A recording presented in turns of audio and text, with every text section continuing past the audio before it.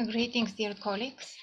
Today it is my privilege to discuss with you and present to you some issues that I was discussing in my article about the crime of maritime piracy.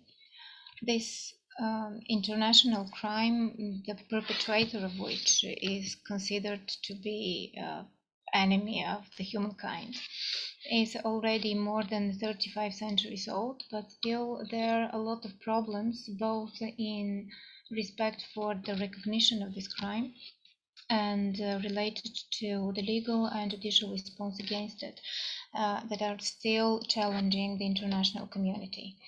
The relevant international legal definition of maritime piracy is given in Article 101 of the 1982 UN Convention on the Law of the Sea.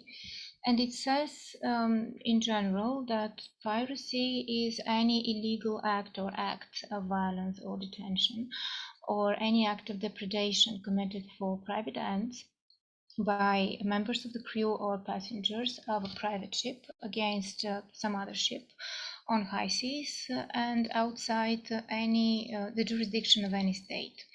Now, this is the general form of piracy. There are two more. That would be the voluntary participation of the operation of piracy ship, and any act of inciting, or intentional facilitation of piratical acts.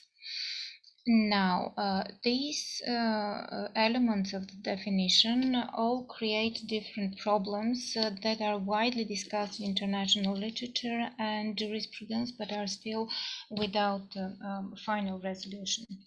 One of them is what does the convention mean by the word illegal act? Now, does it mean that the piratical act contradicts national rules or international rules of maritime navigation, for example? Most authors discuss these options as alternative, and they favor one of them or hesitate between them. The problem is that neither gives a very effective solution, because the option which says that the illegal act contradicts national rules creates a rather inconsistent international concept of piracy, and the very great discrepancies and differences between different states creates huge obstacles in the building of common international protection standard. On the other hand, international law does not give enough protection. In my opinion, and this is something that I argue in the article, it doesn't really matter whether piracy contradicts national or international rules, as long as it contradicts at least one of these two legal orders, because they cannot be so different from each other, so that piracy may be consistently understood as act of violence or detention,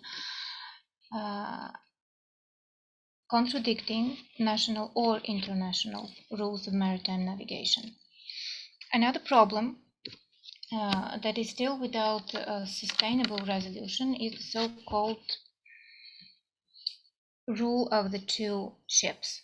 Now, it says that if we need to have a piracy, then the piratical act should be committed by people from this ship against this ship or people on this ship. And the problem which is created here is if we have piratical acts or similar acts which have been committed on a single ship, then do they qualify as piratical? And the problem here relates to actually the ends, the intention of the perpetrators. If the perpetrators wish to use the ship on board of which they travel for piratical means, so that this ship would be engaged in piratical acts in the future, then their activities such as revolts or capturing of the ship could be considered facilitation of piracy, and this is one of the piratical types of act. On the other hand, if these acts committed on one ship are not targeting the using of this ship for future piratical acts, then these acts do not constitute piracy. But of course, there are different complications in this. Another problem relates to the intention or the type of end towards which piracy has been committed. And now piratical acts strive for private ends. Although there is no definition for private or public ends, there seems to be a general consensus that what private ends actually mean, and that they are very different from public ends. When, however, we look at case studies and different jurisdictional understandings of these two qualifications, we see that the differentiation between these two types of ends is not very clear. Also, another problem here is whether private and public ends could govern one and the same act together, whether one of them prevails and defines the qualification, or whether they're completely alternative. In my article, I discussed different cases, and my general conclusion is that the qualification of the act will be determined by the type of end which prevails in the motivation of the perpetrators, although it is possible in certain factual complications of the modus operandi to have an act which targets both private and public ends. So it may be a combination or a mixture of piratical and maritime terroristic acts, for example. But these complications are really challenging in terms of legal definition. Another issue is the requirement of the convention that piracy would be committed on high seas or in waters that are outside the jurisdiction of any state. Why this is a problem? This has been widely discussed in foreign literature. Since 1980s, when the convention entered into force, the waters which are outside the jurisdiction of any state have been restricted because a lot of maritime zones which are within the jurisdiction of some state have been created, and they are all close to shore. Piratical acts are still committed close to shore, so they are actually engulfed in the territorial waters or the exclusive economic zones or other maritime zones where some state exercises jurisdiction, and the convention does not require from the states that are member states to the convention necessarily to prosecute piracy. So this is left for their national law to decide, and there is a huge reluctance among international community to actually prosecute piracy.